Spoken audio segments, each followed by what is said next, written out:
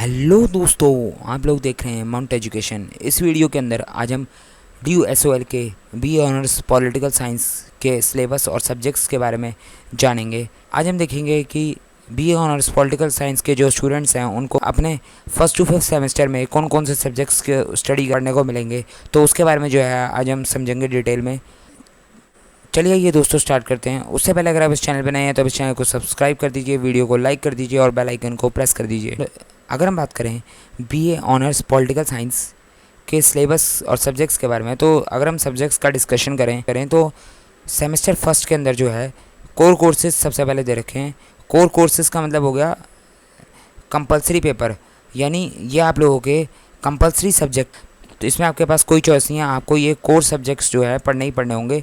तो अगर मैं बात करूँ कि आखिर फर्स्ट सेमेस्टर में कोर सब्जेक्ट कौन कौन से हैं, तो एक आता है आपका अंडरस्टैंडिंग पॉलिटिकल थ्योरी और दूसरा आता है constitutional government and democracy in India. तो ये दो आपके पास कोर सब्जेक्ट्स हो गए। उसके बाद आता है अगला एबिलिटी एनहांसमेंट कंपलसरी कोर्स, यानी AECC। इसके अंदर जो है आप लोगों को चॉइस दे रखी है, आपको कोई एक सब्जेक्ट को सिलेक्ट करना है। वो चॉइस कौन कौन सी हैं आइए देख लेते हैं। पहले नंबर पे है एनवायरमेंटल साइंस और दूसरे नंबर पे है कम्युनिकेशन। कम्युनिकेशन के अंदर भी आप लोगों को 4 सब्जेक्ट्स की चॉइस दे रखी है। आप चाहें तो इंग्लिश कम्युनिकेशन ले सकते हैं, हिंदी कम्युनिकेशन, तमिल कम्युनिकेशन या फिर उर्दू कम्युनिकेशन। आप जो है इन चारों में से कोई एक सब्जेक्ट को ले सकते हैं या फिर आप जो है एनवायरमेंटल साइंस को ले सकते हैं। तो एबिलिटी एनहांसमेंट कंपलसरी कोर्स, ये जो कैटेगरी बनाई गई है ये इस तरीके से बनाई गई है कि अगर आप अपने फर्स्ट सेमेस्टर में एनवायरमेंटल साइंस को सिलेक्ट कर लेते हैं तो आपको सेकेंड सेमेस्टर में दोबारा से AECC देखने को मिलेगा और उसमें जो है आपको कम्युनिकेशन का सब्जेक्ट पढ़ना ही होगा। और अगर आप अपने फर्स्ट सेमेस्टर में कम्युनिकेशन को सिलेक्ट कर लेते हैं तो आपको अपने सेकंड सेमेस्टर में एनवायरमेंटल साइंस को पढ़ना होगा। तो आप चाहे फर्स्ट सेमेस्टर में पढ़ें चाहे सेकंड सेमेस्टर में, आपको दोनों सब्जेक्ट पढ़ने ही होंगे, चाहे वो एनवायरमेंटल साइंस हो या फिर कम्युनिकेशन हो। बस फ़र्क इतना है कि आप लोगों को चॉइस दे रखी है कि आप कौन सा सब्जेक्ट जो है अपने फर्स्ट सेमेस्टर में पढ़ना चाहते हैं और कौन सा सब्जेक्ट अपने सेकंड सेमेस्टर में पढ़ना चाहते हैं। अब बात करें हम जेनरिक इलेक्टिव की, तो जेनरिक इलेक्टिव के अंदर आप लोगों के सामने कुछ सब्जेक्ट्स के ऑप्शन दे रखे हैं। आपको इनमें से कोई एक सब्जेक्ट सेलेक्ट करना है। ये आपके इंटरेस्ट के ऊपर डिपेंड करता है कि आप कौन से सब्जेक्ट को है जो है सेलेक्ट करते हैं। पहले नंबर पे आता है इंट्रोडक्टरी माइक्रो इकोनॉमिक्स, दूसरे नंबर पे आता है Delhi through the ages the making of its early modern history, तीसरे नंबर पे आता है हिंदी सिनेमा एंड उसका अध्ययन, फोर्थ है आपके सामने इंडिविजुअल एंड सोसाइटी, फिफ्थ है practical translation of knowledge based text books and documents. तो आप लोगों के सामने ये 5 सब्जेक्ट्स की चॉइसेस हैं। आप जो है इनमें से किसी एक सब्जेक्ट को सिलेक्ट कर सकते हैं एज़ पर योर इंटरेस्ट। तो देख लेते हैं आपके फर्स्ट सेमेस्टर में टोटल कितने सब्जेक्ट हो गए। 2 आपके कोर्स सब्जेक्ट हो गए, एक आपका एबिलिटी एनहांसमेंट का कोर्स सब्जेक्ट हो गया और एक आपका जेनरिक इलेक्टिव हो गया। टोटल आपको 4 पेपर पढ़ने को मिलेंगे अपने सेमेस्टर फर्स्ट में। अब बात करते हैं सेमेस्टर सेकंड की। सेमेस्टर सेकंड के अंदर जो है फिर से आपके सामने कोर्स सब्जेक्ट आ गए, कोर कोर्सेस, जिसमें आपके 2 पेपर हैं, एक political theory concept and debates, दूसरा है पॉलिटिकल प्रोसेस इन इंडिया।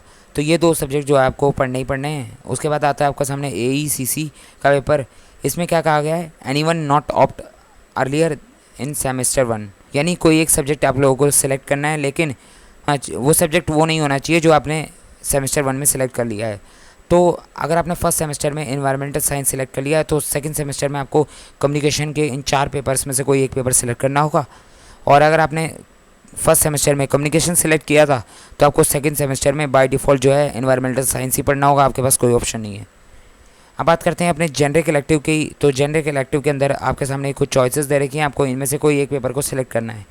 पहला आपके सामने इंट्रोडक्टरी मैक्रो इकोनॉमिक्स है। फर्स्ट सेमेस्टर में आपने माइक्रो इकोनॉमिक्स पढ़ी थी, सेकंड सेमेस्टर में आपके सामने मैक्रो इकोनॉमिक्स है।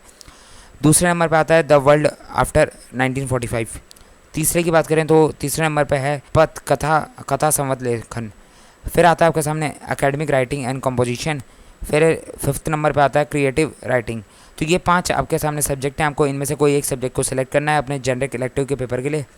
तो टोटल मिलाकर आपके सेकंड सेमेस्टर में 2 हो गए आपके कोर्स सब्जेक्ट, एक हो गया आपका AECC का पेपर, एक हो गया आपका जेनरिक इलेक्टिव। टोटल आपको 4 पेपर पढ़ने को मिलेंगे अपने सेकंड सेमेस्टर में। अब बात करते हैं हम थर्ड सेमेस्टर की। थर्ड सेमेस्टर के अंदर फिर वही कहानी है, आपके सामने कोर्स सब्जेक्ट यानी कोर कोर्सेज आ गए जो कंपलसरी पेपर है आपके। इसमें इस बार जो है 3 पेपर हैं आपके कंपलसरी। पहला है introduction to comparative government and politics, दूसरा है पर्सपेक्टिव्स ऑन पब्लिक एडमिनिस्ट्रेशन, तीसरा है perspectives on international relation and world history. तो आप लोगों के सामने ये 3 पेपर होगा कंपलसरी। फिर आपके सामने स्किल एनहांसमेंट कोर्स, इस बार जो है आपको ACC का पेपर की जगह जो है स्किल एनहांसमेंट कोर्स SEC का पेपर दे रखा है, जिसमें आपके पास एक ही पेपर है, तो आपके पास किसी तरह की कोई चॉइस नहीं है। पेपर का नाम है योर लॉज योर राइट्स। उसके बाद आता है जेनेरिक इलेक्टिव, इसमें आपके सामने 3 पेपर दे रखे हैं, आपको 3 में से कोई एक सब्जेक्ट को सिलेक्ट करना है। पहला है मनी एंड बैंकिंग, दूसरा है भाषा एंड समाज, और तीसरा है मीडिया एंड कम्युनिकेशन स्किल्स। तो टोटल आपके थर्ड सेमेस्टर में हो गए 5 पेपर, 3 आपके हो गए कोर सब्जेक्ट्स, एक हो गया स्किल एनहांसमेंट और एक हो गया जेनेरिक इलेक्टिव। टोटल 5 आप पेपर आपको पढ़ने को मिलेंगे अपने थर्ड सेमेस्टर में। अब बात करते हैं फोर्थ सेमेस्टर की। फोर्थ सेमेस्टर के अंदर आपको 3 कोर सब्जेक्ट पढ़ने हैं वापस से, जिसमें से पहला सब्जेक्ट है political processes and institutions in comparative, दूसरा है public policy and administration in India, तीसरा है ग्लोबल पॉलिटिक्स। अब बात करें स्किल एनहांसमेंट कोर्स की, तो SEC में आपको पढ़ना है लेजिस्लेटिव प्रैक्टिसेस एंड प्रोसीजर। और फिर बात करें जेनेरिक इलेक्टिव की, जेनेरिक इलेक्टिव के अंदर आपके सामने 3 चॉइसेस हैं, इसमें से आपको कोई एक पेपर सेलेक्ट करना है। पहला है पब्लिक फाइनेंस, दूसरा है best sellers and genre fictions, तीसरा आपके सामने हिंदी का वैश्विक परिदृश्य। तो ये आपके सामने जो है 3 पेपर हैं, आपको 3 में से कोई एक अपना जेनेरिक इलेक्टिव के लिए सब्जेक्ट सेलेक्ट करना है। तो फोर्थ सेमेस्टर में भी आपके सामने 5 पेपर हो गए, 3 आपके कोर सब्जेक्ट हो गए, एक आपका SEC का पेपर हो गया, एक आपका जेनेरिक इलेक्टिव का पेपर हो गया। तो हम बात करें अपने फिफ्थ सेमेस्टर की, तो फिफ्थ सेमेस्टर में जो है आप लोगों के सामने 2 कोर सब्जेक्ट हैं यानी कंपलसरी पेपर। पहला है क्लासिकल पॉलिटिकल फिलॉसफी, दूसरा है इंडियन पॉलिटिकल थॉट्स फर्स्ट। तो ये आपके सामने 2 कंपलसरी सब्जेक्ट हो गए। बाद आपके सामने एक कैटेगरी दे रखी है डिसिप्लिन स्पेसिफिक इलेक्टिव यानी DSE, इसमें आपके सामने 2 पेपर दे रखे हैं और ये दोनों ही पेपर आपको पढ़ने हैं, इसमें कोई चॉइस नहीं है आपके पास। पहला है ह्यूमन राइट्स इन अ कंपैरेटिव पर्सपेक्टिव, दूसरा है development process and social movements in contemporary India. तो 2 कोर सब्जेक्ट हो गए, 2 डिसिप्लिन के सब्जेक्ट हो गए। टोटल आपको 5th सेमेस्टर में जो है 4 पेपर पढ़ने हैं।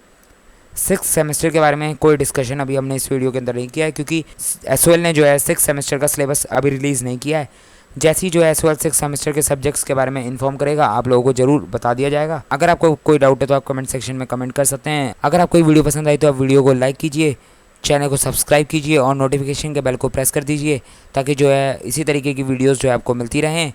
और वीडियो को ज़्यादा से ज़्यादा शेयर कीजिए।